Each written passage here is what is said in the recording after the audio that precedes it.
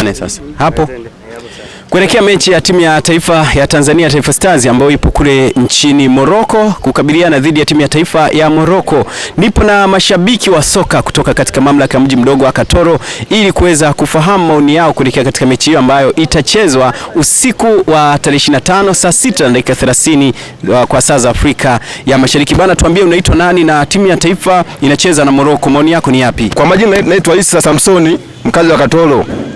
Kwa timu ya Morocco ni pagumu pale. Morocco imejipanga na inacheza wakubwa wa nje, wanacheza nje. Hiyo. Kwa hiyo sisi wachezaji wetu ni wa timu wa kwenye ligi za ndani humu. Kwa hiyo tunapenda kuonyesha na Morocco hiyo timu kubwa, wachezaji wa nje. Kwa hapa ndio watu kujipanga na mpira dakika 90. Pale Morocco lazima tupige, uongo sio mbaya. Pale Morocco lazima tupige. Pale Morocco lazima tupige goli 3. Wanasemaje? Hao tunawafunga wa Morocco. Huo ni uongo. Morocco lazima wakae. Tuambie unaitwa nani na wewe kwa majina naitwa Lawrence Charles, lakini kwa Morocco lazima akae. Ndio. Lazima akae. Unadhani?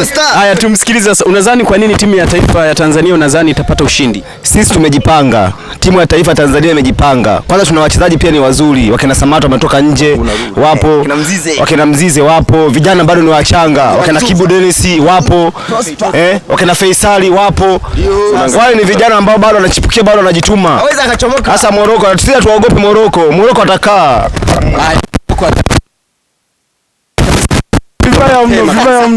Unaitwa nani na imani yako? Naitwa Joseph John. Kesho na imani Morocco atakaa huko kwake. Kuna Mzize, kuna Jobu, lazima wakae. Lakini subiri kidogo, timu ya taifa ya Morocco ni moja kati ya mataifa ambayo ilifanya vizuri sana kombe la dunia lililoisha. Pengine hii nayo haitishi? Sisi hatujali, tuna wachezaji wazuri, lazima wakae. Alafu tumeshajipata. Yaani kiufupi tu na ukubwa wao. Yaani kiufupi tu na ukubwa wao.